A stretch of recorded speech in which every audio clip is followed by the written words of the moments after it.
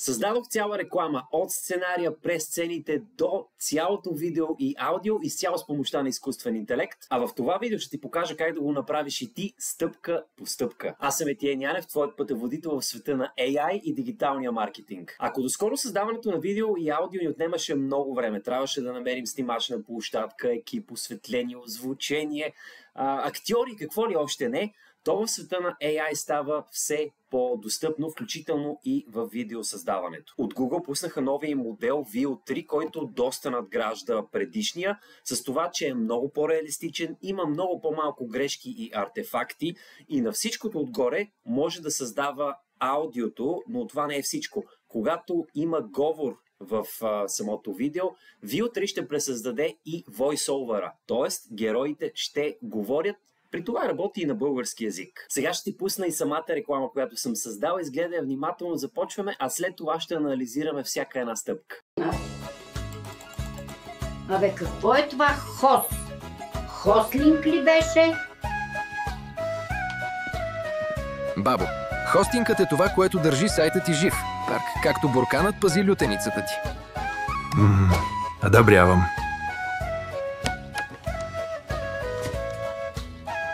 Да не каже баба после, че не си чул за супер хостинг. Видя рекламата и разбра, че някои моменти са се получили много добре, особено началото е впечатляващо. Има и някои грешки, особено в говора, но като си има предвид, че съм отделил някъде около 1 час, за да създам рекламата, мисля, че е доста впечатляващо. Сега ще минем по стъпките, как точно да го направиш и ти. Преди обаче да отида към най-интересната част, да ти споделя нещо. Заедно с моите партньори от Super Hosting искаме да ти дадем възможност да спечелиш награда още в това видео. Стъпките за участие са много лесни и бързи. Първо, трябва да ни напишеш под коментар на това видео кой е любимият ти AI инструмент и да споделиш един конкретен начин, по който той ти помага в бизнеса и живота. Така, заедно пък ще може да направим един полезен списък с AI инструменти. Втората стъпка е да се абонираш за техния канал в YouTube. Super Hosting BG. Те първо ще споделят много интересна информация, така че ще ти бъде полезно, а наградите са както следва. Ще ги изтеглим на случайен принцип. Първа награда ще бъде хостинг план с включен AI инструмент по избор. Това са Managed WordPress Hosting плюс AI Start, AI Advanced или AI Business. Печелившия ще може да избере един от тези 3.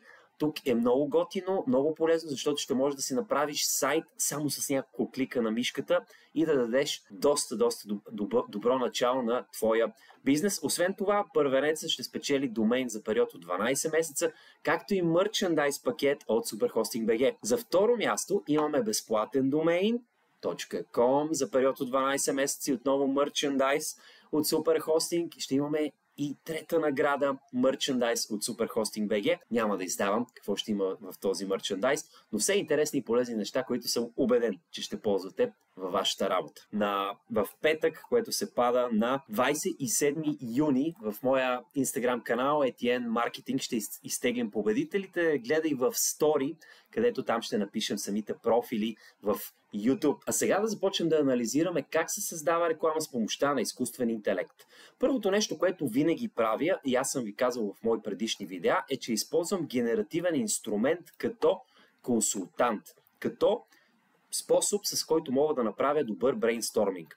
В случая, тук съм попитал ChatGPT, първо, кои са Super Hosting. Тоест, ние първо трябва да изкараме информация за самата компания, за която ще правим реклама, за да може след това да си структурираме и сцените, да може ChatGPT да ни даде идея за сценария. Виждате, тук ми е изкарал информация. След това съм го попитал да ми опише основните им услуги. Ето ги и тях, изкарал ги от интернет, пък и в табличен приятен вид. И тук много интересно и много полезно насочваме комуникацията в една специфична сфера. Това мисля, че е добър съвет за какъвто и да е маркетингов материал, който създавате. Да не говорите за абсолютно всичко, но за нещо конкретно. Тук в случая исках да направя реклама за техния хостинг пакет, за техните хостинг услуги и след това ChatGPT ми изкарва тъкмо такава информация. И тук вече лека по лека започваме да мислим върху сценария. Искам да ми разкажеш какво кратко клипче можем да направим такова, което леко промотира хостинга, лесно е и разбираемо за зрителите. Исках да направя нещо забавно, оттам дойдоха и идеите с нашите главни персонажи в рекламата. Тук, както се вижда, имаше доста итерации, докато получа някоя идея, която ми харесва и всъщност така се зароди тази с моя главен персонаж, тази мила и добра и симпатична баба. И всъщност тук виждаме вече започва да разписва сцените. Това е много начален етап.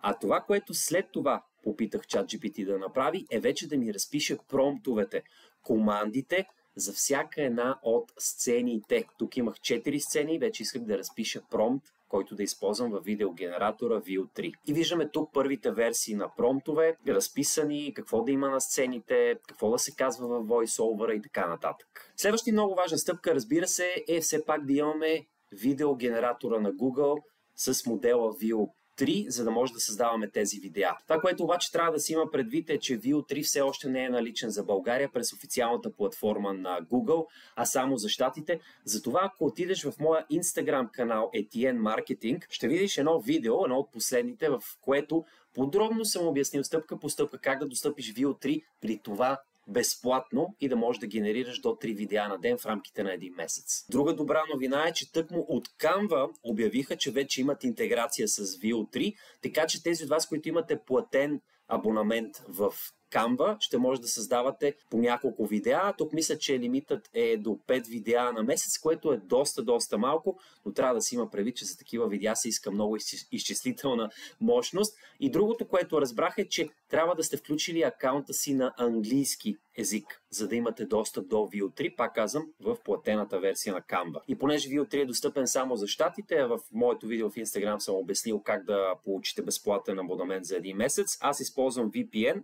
Сега ще го включа и ще имитираме присъствие някъде в щатите. Ако не сте през VPN и сте в Gemini, то тук ще виждате Veo 2. Но ето, когато е включен на VPN-а, вече тук се изписва Veo 3 и мога да създавам до 3 видеа на ден. Сега, нещо много важно да кажа. Видяхте във видеото, че героите са горе-долу едни и същи в различните сцени. Истината е обаче, че видеогенераторите все още се затрудняват в така наречените consistent characters, или герои, които са с един и същи образ. По тази причина разбрах два начина, по които мъничко може да помогнем на Veo 3 да докарва едни и същи персонажи. Ето сега отново ще отидем в платформата на Gemini и ще погледнем промпта. Първото нещо, което трябва да направим е много детайлно да описваме сцената и въобще какво има на сцената. В случай, вижте, ето тук много детайлно съм описал и самата баба, забрадка, облекло, физиономия, поза, и това описание ще използвам и във всички останали промптове по абсолютно същия начин, за да може Veo 3 да пресъздаде. Другото, което съм пробвал да казвам, и между другото тук ChatGPT ми подсказа, е да пише същата. Т.е. в същия чат стоя, не отварям нов и при всяка следваща сцена реферирам към предишната, пишейки същата. Така до някъде се получават едни и същи персонажи, макар че ако пак си пуснете рекламата в началото на видеото, ще видите, че и младежа е различен доста на моменти, и при бабата има прилики и разлики, но това е начинът за момента. Убеден съм, че само след една година нещата драстично ще са се променили. Ето вижте, даже тук отново съм в ChatGPT, който между другото през целия този процес продължава да ми помага с писането на промптове и избистране на сцените. Тук го помолих да ми разпише подробно описание на внука на тази приятна жена, баба, така че ето тук това описание. Може и вие така да направите с ChatGPT, да си опишете и самите герои, за да може да ги вкарвате след това в промпт. Другото, което забелязах, е, че доста често се бърка с това кой да каже репликата, която сме описали в промпта. Имаше даже една реплика в трета сцена, която трябваше бабата да я каже думата "одобрявам". В крайна сметка внука е казала, даже малко грешно, но ми хареса.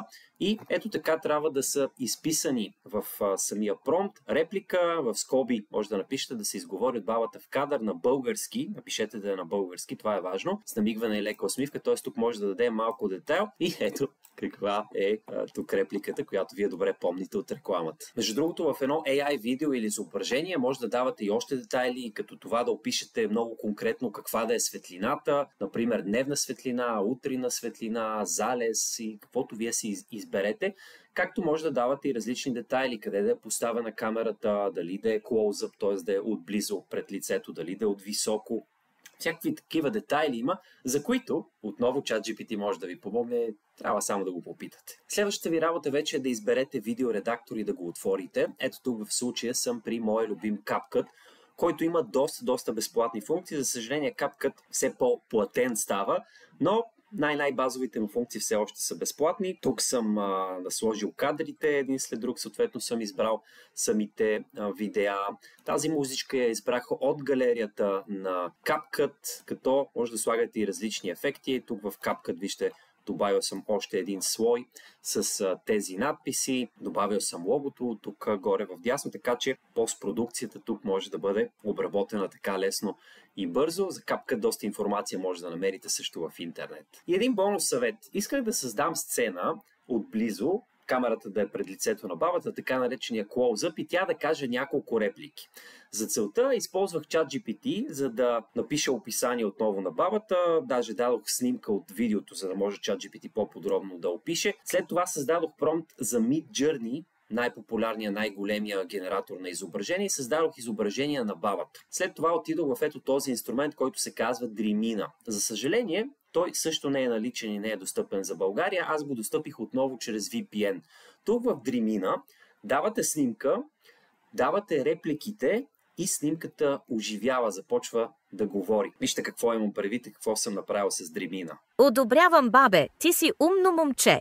И така вече ти знаеш още един начин, по който можеш да създадеш видеореклама. То не е нужно даже да е реклама, може да е всякакво видео. Такива вече много се използват в TikTok. Ако ти е било интересно и най-вече полезно, не забравяй да се абонираш за този канал, тъй като предстои да споделяме още много подобни видеа, както и да участваш в играта ни с Супер Хостинг, където само чрез няколко стъпки можеш да си спечелиш полезни награди за своя бизнес. Отново напомням, че на 27 юни в моя Instagram канал ETN Marketing в Story ще обявим кои са тримата победители. Стискам палци и задам. Чао за сега и до скоро!